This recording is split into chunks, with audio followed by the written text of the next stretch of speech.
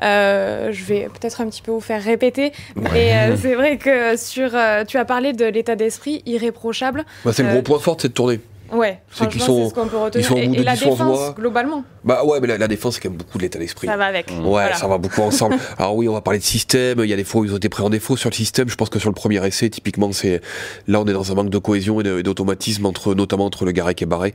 La défense, c'est quand même en premier lieu de l'état d'esprit et surtout de l'état d'esprit, et donc c'est là-dessus ils répondent présent. Voilà, bon, c'est ce qu'on retiendra de très positif cette tournée.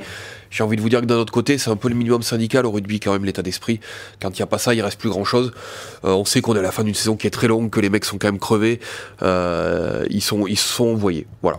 Tout à l'heure, tu parlais de ces 4 ballons dans l'arme but qu'ils ont réussi à sauver. Ça illustre un petit peu les. C'est ce qui donne l'effet qu'à 10 minutes de la fin, on se dit qu'on peut gagner ce match. Alors qu'en réalité, dans la production, et notamment de la deuxième mi-temps, il n'y a plus match en deuxième mi-temps. Très franchement, il n'y a plus match du tout. 279 plaquages sur l'ensemble de la rencontre. 297 tentés. 297 tentés. Ce qui veut dire qu'en plus, on a un super bon ratio. En plus. Ça fait un bon ratio quand même. On reviendra peut-être sur les meilleurs plaqueurs tout à l'heure, puisqu'on va parler des notes. Je vous propose d'aller directement sur le fait du match. Oui. Nico, tu vas pouvoir nous en parler, vu que c'est toi qui l'as écrit. Oui, c'est des Bleus sans munitions, c'est effectivement ça. Je crois que dès que les Blacks ont réussi à reprendre le score à la 58e minute, 59e, après ils n'ont plus du tout lâché le ballon, ils ont terminé la rencontre. À partir de là, ils ont 80% de la possession, 88% je crois dans les 10 dernières minutes. Donc on est vraiment sur une fin de match à sens unique où même si on a une petite occasion d'espoir comme Fabien Galtier le disait, sur cette action d'Emilien Gaëton, mais voilà, c'est un épiphénomène dans cette fin de match. Effectivement, les Blacks ont confisqué le ballon et les Bleus n'ont fait plus que défendre. Donc effectivement, dans ce contexte-là, et on revient à la défense, c'est que je crois que les Blacks et les Français terminent avec le même taux d'efficacité dans les 22 adverses. Ça veut dire qu'ils marquent à peu près le même nombre de points en moyenne sur leur venue dans les 22 adverses, mais bon, les Blacks sont venus tellement de fois qu'au final ça fait la différence. Et nous, effectivement, il fallait faire 100%, il fallait que notre taux d'efficacité dans les 22 adverses soit bien meilleur que le leur. Et ce qui est quand même assez paradoxal, c'est qu'ils ont été opportunistes en première période, c'est-à-dire que l'occasion qu'ils ont eue, ils l'ont saisie. Ils sont quand même à 2 points devant les Blacks à la mi-temps. Ils ont géré leur première période. Ils ont tout optimisé, hein. Ils ont tout optimisé. Allez, on va laisser. Il y a un coup de pied de Nolan Le Garec et un drop de raté. Mais franchement, ils ont quand même vraiment tout optimisé. Mais il y a trop peu de munitions, c'est ce que dit Nico.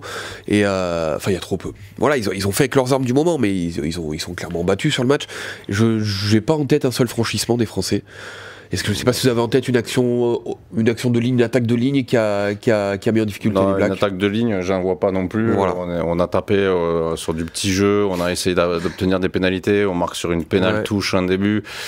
Cette entame de match elle est plutôt bonne, c'est peut-être là où on va en trouver une ou deux, peut-être où on arrive à avoir de l'avancée. On les a mis.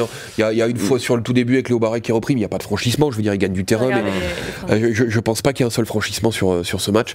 Ça veut à peu près tout dire. Ça veut dire que d'être au score devant à la mi-temps et même au contact à un quart d'heure de la fin, ça dit à peu près tout, parce que je travaillais sur les notes des joueurs, je faisais les 3 quarts, c'est compliqué parce qu'en fait il n'y a pas une action offensive. Alors tous ça revenait à il s'est bien investi en défense, il s'est envoyé en défense, Gaël Fickou fait 20 sur 20 au plaquage, mais on a envie de parler d'autre chose quand on parle de Atis Ogbe, qui est un joueur qui a quand même un pouvoir offensif très fort, de Gailleton aussi, alors ils se sont tous envoyés, mais on retient très peu de choses, de moments où on a vraiment mis la défense sur le Black en difficulté par la vitesse. Voilà, on a su le faire effectivement en début par du jeu plutôt petit périmètre, avec un groupe pénétrant qui aboutit avec ces choses-là, mais par notre vitesse qui devrait être notre point fort. On a quand même un triangle arrière avec Atis Ogbe, on a Gailleton qui rentre, on a des joueurs qui ont des cannes, quoi. Et j'ai pas souvenir une seule fois qu'on les perturbe en fait. Est-ce que finalement, qu'est-ce qui a manqué pour avoir plus de ballons? On dit qu'en fait ils n'ont pas eu d'occasion, mais qu'est-ce qui a pêché sur ce match pour qu'ils aient plus d'occasions? Je pense que c'est peut-être aussi ce manque d'ambition offensive, en tout cas de rester dans un schéma de ne pas vouloir faire de faute. À un moment, peut-être qu'en seconde mi-temps, il fallait tenter de remonter le ballon de plus loin, parce que les pauvres munitions, les Blacks ont tenté de jouer au pied dans notre dos et on en a réussi à embêté d'ailleurs avec ça. Oui, ils nous ont beaucoup embêtés. Léo Barré a été en grande difficulté. On a vu Théo Atis Ogbe après sauver plusieurs fois la partie, mais on a tenté des jeux au pied pour se dégager à chaque fois, des jeux au pied sous pression, et peut-être que tenter ne serait-ce qu'une passe ou deux dans nos 22 mètres pour voir ce qui se passait sur ces ballons de récupération, on l'a jamais tenté en fait. Donc on a tenté de se dégager, on est allé au plus vite, au plus pressé, et on était vraiment dans la notion de se dégager, de défendre, et jamais dans cette ambition de vouloir inverser la pression par des remontées de balles. Et pour revenir sur ce que tu disais, Léo, 0 franchissement chez les trois quarts. Voilà. Et ça illustre bien, mais je suis complètement d'accord avec Nico, c'est-à-dire que déjà qu'on a peu de munitions, le peu qu'on arrive à récupérer par un bon grattage de Guillard ou de Villiers, par une faute aussi des Blacks, parce qu'ils en ont fait un peu, il y a tout de suite cette idée de on est sous pression, on va inverser cette pression par du jeu au pied, ce qui ne fonctionnait pas, parce qu'en fait on leur rendait le ballon et on se retrouvait de nouveau sous pression. Est-ce que c'est pas la consigne ? Antoine Astoy, c'est 13 ballons joués, c'est 9 jeux au pied. Voilà, 4 passes dans le match. C'est quand même un profil d'ouvreur, Antoine Astoy, qui est plutôt offensif, qui est un créateur, qui est un animateur. Il a joué un petit peu comme on a demandé de jouer les autres matchs à Joris Second, avec pas la même longueur au pied, donc qui a pas posé les mêmes difficultés au fond de terrain néo-zélandais, parce qu'il a pas la même longueur. Et sur son point fort, qui est quand même plutôt la création, l'animation, ces choses-là, on l'a très peu utilisé. Alors je sais pas si c'est des consignes, si c'est cette sensation sur le terrain qu'ils étaient étouffés, qu'ils étaient un peu trop sous pression et qu'il fallait se soulager et qu'ils ont pris ce parti-là. Mais je trouve un peu dommage que avec si peu de choses à se mettre sous la dent, le peu qu'on a, on tente pas quelque chose, quoi. Effectivement, qu'on fasse 2-3 passes, même si c'est dans nos 30 mètres, c'est le jeu, qu'on déplace le ballon, quoi. C'est ça qui est dommage, c'est qu'on est au contact et on se dit sur une fulgurance, sur le talent de cette ligne de 3 quarts qu'on n'a pas vu, qui s'est pas exprimé, sur un exploit, sur une relance, même pas un exploit, c'est juste d'essayer de se faire 2 passes pour voir ce qui se passait un peu plus sur les extérieurs. Essayer de leur poser des problèmes, quoi. Et d'essayer de changer un peu la donne du match, essayer de sortir les Blacks de leur zone de confort, parce que là c'était nous mettre la pression et se retrouver avec une touche des fois à 15 mètres de notre ligne derrière, donc entre 15 et 40 mètres on n'est jamais sorti de cette zone là. Est-ce que vous ne pensez pas qu'ils ont pu être crispés parce qu'il y avait quand même de l'enjeu sur ce dernier match, c'était le dernier, ils savaient plus ou moins, ils avaient une chance quand même de l'emporter, c'était pour pas rentrer bredouille en France. Est-ce que ça a pu les crisper, ça ? Je sais pas, moi j'ai l'impression que, parce que on sent qu'il y a eu un fil conducteur qui a bougé pendant cette tournée sur la stratégie. On a vu un premier test où on a bien tenu en défense, on a été très fort en défense, on avait ce jeu au pied de Joris Second qui a posé quand même des problèmes et qui a enfermé un peu les Blacks chez eux des fois, et avec ce message à la fin du premier qui était de Fabien Galtier, le premier, en disant jouez, il faut jouer plus que ça, il faut prendre l'initiative, faire plus de choses. Et on sort du deuxième, on prend 40 points, et les joueurs, les premiers, disent on a trop joué. On a tenté les ballons qu'on n'aurait pas dû jouer, on s'est trop exposé, faut mieux trier. Je me souviens de l'interview de Léo Barré qui dit il faut qu'on ait un meilleur tri de nos ballons, on peut pas tout jouer comme ça. Et donc du coup on est passé de on joue trop peu à on joue trop, et on a l'impression que sur ce dernier test ils se sont un peu perdus là-dedans, dans le message de où on place le curseur entre l'initiative et la surexposition, et le surjoué, la surexposition, et on est revenu à ça, à se dire on se réenferme du coup, puisque le deuxième on s'est exposé, on a trop joué, on a pris 40 points, on ne joue plus de nouveau, et on l'a fait en plus, je le répète, avec des armes qui n'étaient pas tout à fait les mêmes, je trouve.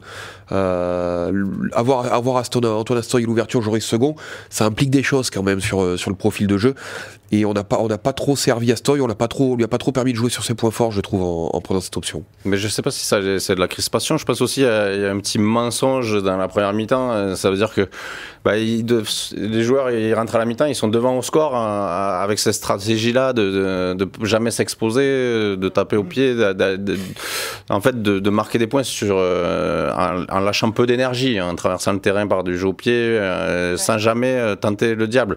Donc au final ils se disent on est dans le match et en suivant cette stratégie là, et à un moment il y a personne qui se dit il faut qu'on change un peu de stratégie à ce moment là, parce que ça y est, les Blacks ils se sont adaptés, ils ont pris le ballon, et là maintenant il faut changer, et on n'a pas changé de stratégie. Puis je pense qu'il y a un phénomène d'usure, de fatigue. On l'a vu la deuxième mi-temps, on casse beaucoup de joueurs, on lâche rien, on le fait au mental, on le fait à l'énergie, mais l'énergie il n'y en a plus beaucoup à la fin, et puis on voit le Garec qui sort blessé au dos, on voit Tixeron qui se fait une épaule, on voit, je sais plus, il y en a un autre blessé, qui reste sur le terrain.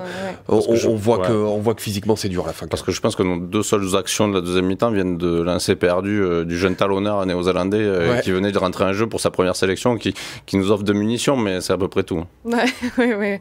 Dans le chat on nous dit on manque de puissance, il n'y a pas beaucoup de joueurs qui avancent sur les impacts. Alors personnellement je trouve que c'est un peu dur quand on voit des joueurs comme Fischer, comme Alaga à la Gahu. Guillard, quand même, qui a bien avancé sur ses ballons.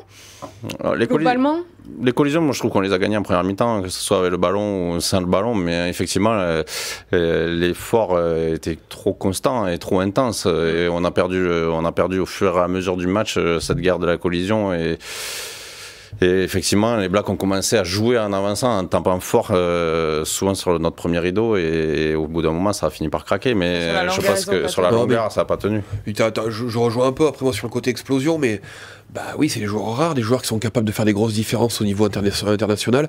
Et des Aldrit, il n'y en a pas 5. Des Movaka qui sont très explosifs, qui sont capables d'aller gagner des lignes d'avantage sur un cocktail puissance-vitesse. Il n'y en a pas 10, quoi. Donc oui, ils ont eu Ardis Avea, par exemple. On voit que sur quelques actions, d'un seul coup, il démarre. Oui. Et il se passe un truc, et il y a un affolement. On a l'impression qu'il va plus vite, qu'il est plus grand que tout le monde. Mais c'est rare des joueurs comme ça. Donc quand vous en mettez 40 au repos, forcément, vous les avez plus, quoi. C'est aussi bête que ça. Oui, effectivement, quand Penaud ou Bielbiarré, quand Dupont touche un ballon, il se passe quelque chose, et puis il y a de l'avancée qui se crée, et puis mais ces joueurs-là, concrètement, on ne les avait pas aujourd'hui. Je vous propose de rentrer dans l'analyse un petit peu plus précise, avec les notes des joueurs. On commence par le positif ? Ouais. Après, on verra un petit peu moins bien, disons. Guillard et Brennan ont été les deux guerriers que vous avez choisi de mettre en avant dans les notes. Ce sont les deux meilleurs plaqueurs du 15 de France aujourd'hui. Les stats sont assez folles quand même. 24 sur 24 au plaquage pour Guillard. C'est énorme. Guillard, c'est la grosse satisfaction de la tournée, hein, de toute façon. Voilà, il n'est pas tout seul, il y en a d'autres, mais clairement celui qui aura le plus profité en termes de hiérarchie de la tournée, c'est lui. Il était déjà là pendant le tournoi. On avait vu quand même qu'il avait des qualités un peu supérieur au top 14 et qu'il avait ce qu'il fallait pour s'installer dans une équipe de France. Il confirme tout sur la tournée. C'est que lui, pour le coup, sur l'impact, il existe. Sur son activité, sa capacité à répéter les tâches, on le voit, il plaque, il se relève, il gratte, il vient. S'il fait 24 plaquages, c'est qu'il reste pas une heure au sol, quoi. Il a cette capacité à encaisser ce niveau-là, donc oui, clairement, grosse satisfaction, Guillard. Guillard, initialement, c'est un deuxième ligne. Ouais, Brennan aussi. Là, il a décidé de le placer en troisième ligne centre. Est-ce qu'à terme, vous pensez qu'il sera toujours sélectionné à ce poste-là? Intéressant, hein. Non, je pense que c'est vraiment un joueur qui va du 4 au 8, quoi. Donc, c'est pour ça qu'il a montré qu'il avait le niveau international et qu'il était couteau suisse, qu'il pouvait jouer partout. Et c'est là où ça va être certainement intéressant dans le futur, parce qu'il va être difficile à sortir des 23 maintenant, hein, parce que vraiment, il peut tout faire et il est bon partout. Donc... c'est sûr que dans les prochaines feuilles de match, Guillard il va être, alors peut-être pas un titulaire, mais c'est un remplaçant idéal, parce qu'un titulaire, un numéro 8, on a quand même Grégory Aldrit, qui effectivement peut-être offre un peu plus de percussion ballon en main que Guillard, même si je trouve que Guillard il est très intéressant, il va peut-être des fois un peu plus chercher l'espace, mais effectivement pour avoir un gros porteur de balle, Aldrit reste devant, et en deuxième ligne on a Flamand, on a Meafou, on voit que Hugo Rado aussi est intéressant sur cette tournée par son jeu aérien, et même dans le combat je l'ai trouvé peut-être mieux que certaines fois précédentes. Mais effectivement, Guillard, c'est le remplaçant parfait, surtout quand on fait un 6-2 ou un 7-1 comme Fabien Galtier récemment. Ouais, ce sera peut-être le remplaçant de luxe. Brennan, on l'avait beaucoup vu en club. C'est un petit peu la confirmation là, sur en équipe de France. Ouais, le repositionnement est intéressant quand même, parce que on a dit, on a aussi un problème de puissance sur cette tournée, et le fait d'avoir placé 2 deuxième lignes en troisième ligne nous a un petit peu aidé sur ce plan-là. Pareil, on est quand même sur un joueur qui a un gros volume physique, et je parle pas que de puissance, il se déplace, il répète les tâches, c'est vraiment important, c'est cette notion, c'est-à-dire que avoir un joueur qui 3 fois dans le match prend le ballon, avance, mais qui après s'éteint, ça passe pas le cut à ce niveau-là. Et lui, on est vraiment sur un joueur qui effectivement est capable dans un effort répété constant. Donc là, ça devient super intéressant, il est très propre, on voit que c'est un joueur qui est bien formé techniquement. Oui, ça fera partie des joueurs, après qui est jeune, donc c'est pas trop une surprise dans ce qu'on avait vu au Stade Toulousain, on voyait qu'il y avait quand même un potentiel pour aller voir au-dessus assez rapidement quand même. Il confirme qu'il a ce petit truc, c'est que quand il fait une action défensive ou offensive, ça va faire mal à l'adversaire. Alors il est peut-être pas le plus puissant, le plus surgaillard de l'équipe, mais chaque intervention défensive ou offensive, on sent que ça met un impact sur l'adversaire. Et après on parlait, pour revenir sur avant Guillard, remplaçant de luxe. Oui. Il va falloir voir s'il n'est pas au-dessus. En 5, ça devrait devenir très intéressant. En 5, il va falloir regarder quand même. Parce qu'on va rentrer tout le monde, il va pouvoir remonter en deuxième ligne. Il peut jouer les 2 postes. Effectivement, ça fait un profil qui est super chouette quand on fait des 6-2, des 7-1 sur le banc. Mais enfin, ses performances, il va falloir justifier qu'il sort du 15 de départ maintenant quand même. Il y en a quelques-uns qui peuvent s'inquiéter. Il va falloir lui expliquer qu'il n'est pas dans le 15 de départ, parce que ce qu'il fait sur le terrain, franchement, c'est assez impressionnant quand même. Je crois que sa meilleure carte à jouer, c'est un 5. Oui, clairement.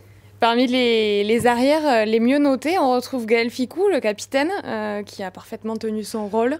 Je crois... Il fait 20 sur 20 au plaquage. De toute façon, on va parler que de ça, c'est un peu le problème, c'est on va avoir du mal à parler de production offensive. Ils ont ni été bons ni pas bons, ils n'ont pas eu de ballon.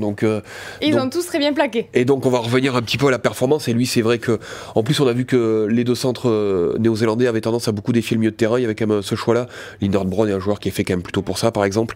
Et oui, il a été très sollicité. Il a été nickel, Gaël Fickou. Il a été un vrai capitaine. Pas que capitaine de statut, mais il a été un capitaine de comportement sur le terrain. Donc lui aussi, pour le coup, satisfaction. Bon, on va passer au petit flop, on va dire. Il y en a un qui est dur. Ça a été plus compliqué. La moins bonne note a été attribuée à Léo Barré, l'arrière du Stade Français. Un match très compliqué. Alors, ce qui est difficile pour lui, c'est qu'il fait de très bonnes choses, qu'il va gâcher derrière avec des petites... Il commence bien. Il fait un bon début de match, mais ça se gâte quand même assez vite. Ça se gâte assez vite. Et vas-y, Nico, je sais pas si tu veux... Non, mais alors là où on peut, sur les jeux en l'air, là où on attend quand même un arrière, il a été bon en début de match. Il y a eu plusieurs ballons chauds à aller prendre, à aller chercher. Il y est allé. On a pensé qu'il était lancé dans cette rencontre. Et puis... vite, on a vu quelques petites erreurs de placement au départ, puis après quelques petites hésitations. En première mi-temps, il y a ce ballon qui veut pas prendre, alors que c'est un avantage au Black qui a failli donner une occasion d'essai au Black cadeau. Et à partir de ce moment-là, cette hésitation, je pense, lui a remis le doute et il les a enchaînés, quoi. Les Blacks ont beaucoup utilisé le jeu au pied rasant dans le dos de notre défense. Et ils ont même fait un petit par-dessus dans leur 22 un peu suicidaire, mais clairement on voit que c'est quelque chose qu'ils avaient ciblé quand même. Et il a été en difficulté vraiment sur ces ballons-là, sur les rebonds, il a été sous pression. Alors, on a vu, de mémoire, il y en a 3 cafouillages. Cafouillage assez flagrant, celui dont on parle Nico, il y en a un autre qui sont sans conséquence, et le 3e coûte cher parce que là pour le coup ça fait essai. Essai de Kirifi de mémoire. Il y a aussi le Black de reprendre le score. Clairement le Black de repasser devant. Et il y a aussi le sujet du premier essai sur Will Jordan où il y a un peu débat où pour moi il n'est pas seul fautif, mais il fait partie de l'équation. Dans le système de défense des Bleus, c'est le botteur qui doit couvrir la zone, et donc lui il est logique, donc c'est le Garec qui derrière un ruck français dans les 22 fait une sortie de camp, ne cherche pas la touche d'ailleurs je pense. Et il garde bien au début cette zone-là, et donc Barré vient se mettre de l'autre côté du terrain pour couvrir le fond du terrain à 2. Le problème c'est que le Garec, qui est aussi pour moi fautif quand même, lâche vite sa zone. Donc effectivement dans un deuxième temps, le Garec, le numéro 9, va être appelé à remonter, réintégrer la ligne de défense. Dans ce cas-là, l'arrière fait une bascule, vient prendre la zone où était le Garec, et l'ailier côté opposé vient reculer et couvrir le fond du terrain. Et je trouve que le Garec lâche vite quand même, remonte très vite. On voit qu'il décèle une situation un peu défavorable dans le côté fermé, et il sprint pour aller compenser. Et moi je trouve qu'il a le temps encore, qu'il sort vite, mais à ce moment-là de toute façon Barré doit voir ce qui se passe et doit compenser, et il compense pas, et eux, les Blacks le voient tout de suite que le fond du terrain est complètement ouvert, et c'est jeu au pied par-dessus, Will Jordan terminé, donc faut en repartager sur celle-là quand même. Est-ce que globalement sur les dernières sorties avec le 15 de France de Léo Barré, vous estimez qu'il a le niveau international aujourd'hui? C'est dur de le juger sur cette tournée, non. Sur cette tournée, non, il passe à travers. Après, il avait fait des bonnes choses avant quand même. À la fin du tournoi, c'est pas souvent en demi-teinte quand même. Sur le tournoi, il fait des bonnes rentrées, et même je crois en novembre, il joue de mémoire. Il fait le dernier match face à l'Argentine, et il est très bon ce jour-là. Et d'ailleurs, et en plus, c'était pas facile pour lui parce que Romain Buros avait fait une prestation intéressante la semaine d'avant face au Black, et il revient et il fait une très bonne prestations et qui lui permet d'enchaîner sur le tournoi. Hein. Donc non, je pense que c'est plutôt, on voit que c'est un joueur qui a un peu de doute et ça a été aussi pendant toute sa saison en club. Hein. Il n'a pas fait un grand début de saison. Justement, les matchs avec une équipe de France, il avait permis de retrouver, je trouvais, un peu d'assurance avec son club et de confiance pour faire une deuxième partie de saison plus intéressante. Mais il y avait toujours un manque de constance et là, ça s'est vu. Je pense que son match là d'aujourd'hui est à l'image de sa saison. Mais après, l'interrompt pas, c'est un jeune joueur, ça reste quand même un très jeune joueur. Il a raté 2 matchs. Voilà, il a raté 2 matchs, il avait fait de bonnes choses avant. On va essayer de pas être trop péremptoire non plus, quoi.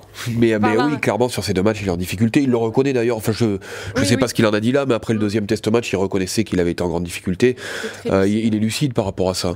Donc voilà, il sort aussi d'une saison qui a été quand même calvaire en club.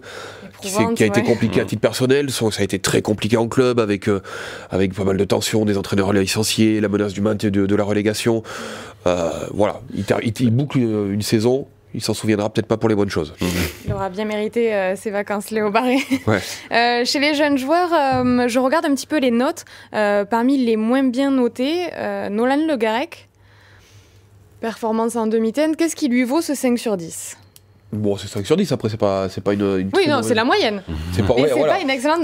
Il fait partie des moins bonnes notes. En fait, on a Léo Barré, qui est de loin, le reste, 1,5. C'est dur après de mal noter, hormis lui il a des faits de jeu, Léo Barré, qui sont très marquants, il en a plusieurs en plus. Mais après, c'est dur, au terme de ce match-là, de noter de façon très sévère parce que l'investissement est au rendez-vous et qu'il n'y a pas de... Voilà, on a ces faits de jeu qui concernent effectivement le Barret, mais il n'y a pas de grosses erreurs. Il y a juste une domination collective d'une équipe sur une autre et celle qui est dominée, en l'occurrence la France, fait ce qu'elle peut pour ne pas craquer. Donc c'est compliqué d'aller noter très durement. Nolan Le Garec, il a, je trouve, aussi sa part de responsabilité dans le peu d'animation qu'a eu l'équipe de France. Dans ce truc un petit peu frileux sur les rares ballons qu'on a eu, les animations qu'il a eues, elles ont été beaucoup dans la zone de ruck. On n'a pas trop cherché à aller chercher plus loin. Et je trouve que lui aussi, il porte un peu cette responsabilité-là. Il est plutôt propre au pied, il fait 4 sur 5 de mémoire, je crois. Voilà, c'était surtout par ça, je trouve, un petit manque d'ambition. On a senti qu'il avait cherché quand même à trouver de la vitesse, ce qui n'était pas facile, mais de la vitesse pour rester dans un petit périmètre. C'est-à-dire qu'on n'a pas cette impression qu'il met du temps dans ses libérations, qu'il prend le temps, qu'il regarde.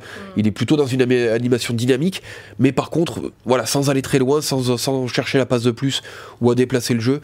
Et je trouve ça un petit peu dommage de la même manière qu'Astoy. Il n'a pas eu non plus beaucoup de chance, ou en tout cas, c'est que dans cette animation autour des rucks, la troisième ligne All Black nous a fait beaucoup de mal. Je crois qu'on a eu du coup, quand il le constate, lui, son rôle, c'est de voir ça et dire bon, ici, on vient taper là, on est en difficulté, allons taper ailleurs, quoi. Et voilà, on a un peu trop tapé là, où on n'a pas réussi à enchaîner les temps de jeu pour essayer de faire reculer la défense Black. Ils ont vite mis les mains sur le ballon, on a eu vite des petits en avant, des petites erreurs qui, dans ce jeu-là, nous ont pas permis de développer autre chose, quoi. Dans le chat, on nous dit Le Garec a un sacré boulot à faire sur ses box kicks. Pas de longueur et de hauteur. L'arbitrage des rucks ne l'aide pas à accélérer le jeu parce qu'il y a souvent un Black qui traîne du mauvais côté. Alors, il traîne souvent dans les rucks. Je l'ai vu lever des fois un peu le bras sur un Black, mais je pense que c'était plus pour alerter l'arbitre parce que franchement, je trouve pas qu'il y ait de sujet sur parce qu'on peut tout aller contester. Dans ce cas-là, sur le grattage de Villiers, il est limite aussi parce qu'il ne relâche pas vraiment. Il accompagne au sol et il est directement au grattage.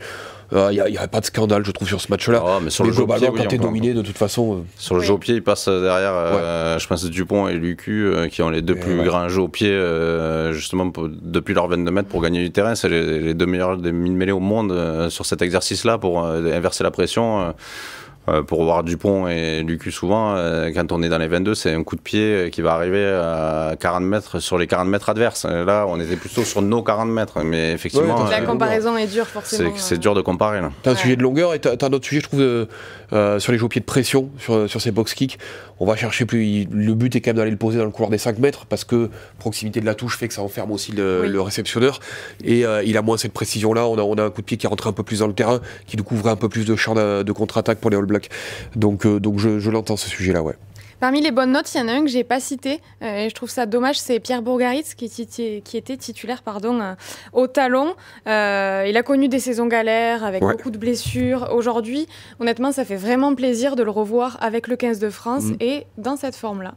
Oui, tout à fait, parce qu'on parlait des porteurs de balles tout à l'heure, et il me semble qu'il a gagné plusieurs collisions, ballon en main en début de rencontre. Effectivement, donc lui, on sait tout le gaz qu'il peut avoir, son explosivité ballon en main. On l'a un peu vu en début de match, effectivement, et puis on n'avait pas été très bon en touche la semaine dernière. Ça a été corrigé cette semaine, donc on peut le créditer d'une bonne prestation. Je regarde un petit peu ses stats. 11 plaquages, un seul raté, là aussi. Ouais. C'est pas mal. 3 défenseurs battus. Et c'est un joueur dynamique, c'est un joueur explosif. On parlait tout à l'heure de ce manque de cette difficulté à aller casser le premier plaquage ou casser la ligne d'avantage. Et lui, il a ça dans les jambes. Ouais. Je crois qu'on a fait le tour pour les notes. Alors, vous pourrez découvrir, bien évidemment, les notes en intégralité sur notre site, sur Rugbyarama. Vous aurez le petit commentaire pour chaque joueur, mais on ne va pas non plus spoiler toutes les notes ici. Ce que je vous propose, c'est de passer à une dernière partie, puisque c'était le 3e et dernier match de cette tournée. Donc, il est un petit peu l'heure de faire le bilan. Ouais. Et je voulais vous demander, selon vous, donc chacun, de me sortir une révélation de cette tournée. Quel joueur vous a marqué, quel joueur a gagné des points? J'en avais en tête tout à l'heure, je l'ai oublié. Fischer, Fischer, bien sûr, parce qu'on n'en a pas parlé, mais 21 plaquages en 40 minutes. En 40 minutes. C'est gigantesque, ouais. Et 0 manqué. Et 0 manqué, oui, bien sûr. C'est gigantesque, c'est les bas records du monde, donc c'est gigantesque. Il sort la mi-temps, je sais pas, il faudra regarder si c'était par le 21 plaquages qui était cramé ou c'est par blessure. Mais c'est gigantesque. Au niveau des records, on en parlait tout à l'heure avec Théophile. Je crois que c'est Du Sautoir qui le détient. 37, non Le quart de finale de coupe du Monde 2007. Exactement, 2017. 2007. Contre les All Blacks à Cardiff. Mais c'est 37 ou 39.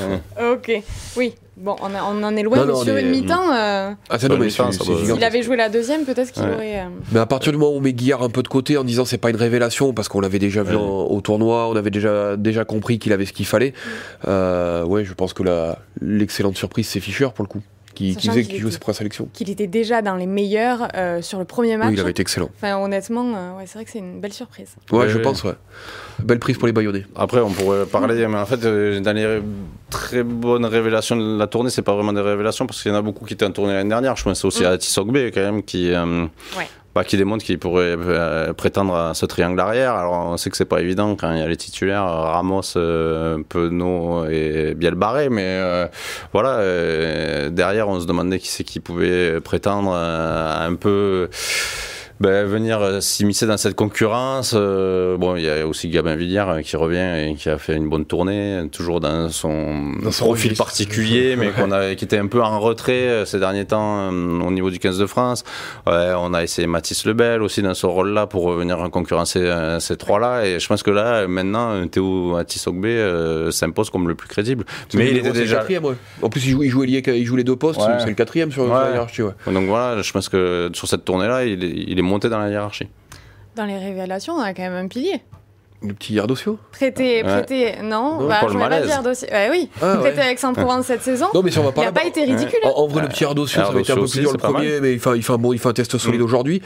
Paul Malaise, c'est surprenant. On a eu Régis Montagne sur le deuxième test, dont on sait que le staff a beaucoup aimé la prestation et qu'il aurait été dans le groupe là.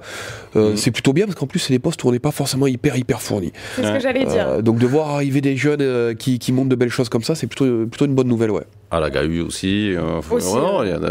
Mais quand on se base sur le combat et qu'on s'y file comme ils sont tous filés, y en a, en tout cas, il n'y a personne qui a perdu des points là-dessus.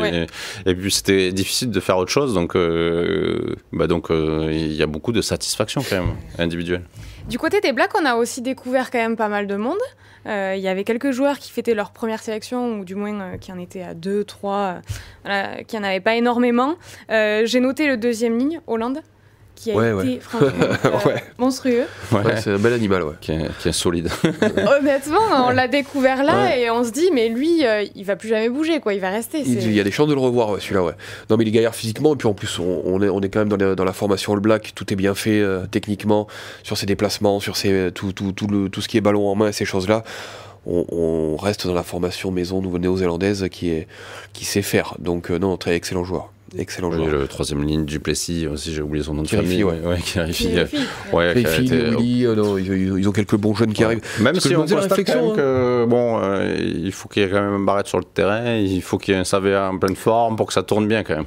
Oui. Mais c'est une équipe qui est en train de se reconstruire, ça se voit, parce que ils ont plus beaucoup de cadres et quand ils sont pas là, ça se voit. Par contre, on voit, ils ont leur première ligne qui est toujours là et après, effectivement, c'est vite Savea, les frères Barrette. Mais on sent qu'il y a du mouvement un peu partout quand même dans cette équipe. Mais il y a des potentiels. L'arrière qui a joué aujourd'hui, que j'ai trouvé très intéressant aussi. Ruben Love. Oui.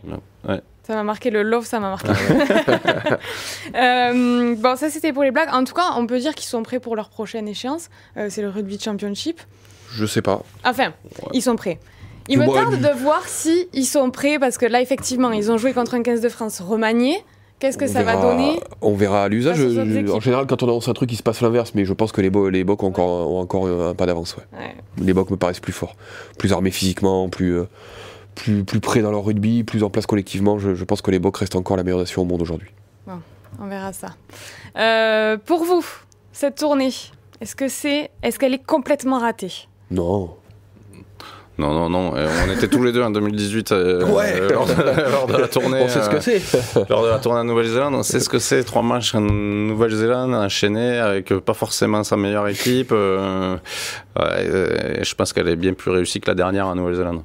Oui, on repart quand même avec individuellement des satisfactions. Et puis, c'est ce qu'on disait au début, c'est que l'état d'esprit, c'est tout, c'est rien, mais c'est tout, c'est assez important quand même. C'est difficile d'aller taper sur une équipe quand elle s'est envoyée de la sorte, quand elle a vraiment tout donné et qu'on reproche rien sur ce plan-là. Le rugby, ça commence toujours par là, donc on se dit qu'il y a des choses à construire à partir de là. C'est loin d'être une équipe aboutie, de toute façon c'est une équipe qu'on ne reverra pas forcément, mais le socle il est là, donc à partir de là on peut pas parler de tournée franchement ratée. On termine pas la tournée en se disant c'est une catastrophe, on n'a plus d'équipe de France, on va encore prendre 3 volets en novembre et le tournoi on va se battre pour une 4e place. Non, je pense que là on revient en se disant on est tout proche des All Blacks chez eux, il y a des espoirs. Quoi. Et que quand les cadres vont revenir, nos fameux premium, qu'il ne faut plus appeler premium. Oui, c'est vrai. Non, mais quand ils vont revenir, on sait que le jour où ils cassent, on a quand même du réservoir derrière et on a des joueurs intéressants. Donc non, il y a plein de choses positives à retenir.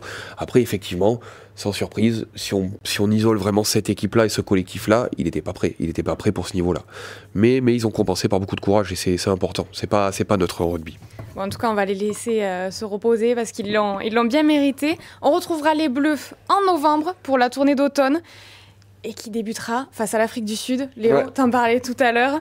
Ça va être sympa, c'est chouette. Ça va être sympa, on a hâte. En attendant, je vous souhaite un très bon week-end. Merci à tous les deux d'avoir été avec nous. Merci à vous de nous avoir suivis. On se retrouve très vite sur Twitch. Et puis d'ici, nous aussi, on va prendre un petit peu de vacances. Ce soir. Ce soir pour certains, plus tard pour d'autres. Il y en a qui les ont déjà prises. Mais en tout cas, sur Twitch, on va faire une petite pause. Nico aussi, c'est ce soir d'ailleurs. Exactement. Ouais. Ah, mais c'est pour ça que vous êtes de bonne humeur aujourd'hui, en fait. J'ai compris. Sur Twitch, on se retrouve très prochainement avec Théophile, Vincent et toute la bande. Merci encore de nous avoir suivis. Ciao.